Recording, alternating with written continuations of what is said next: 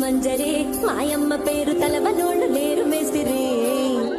కళాకారుల ఫ్యామిలీ మరి నే గజ్జ గడితే నిద్రపోదు నిండు రాత్రి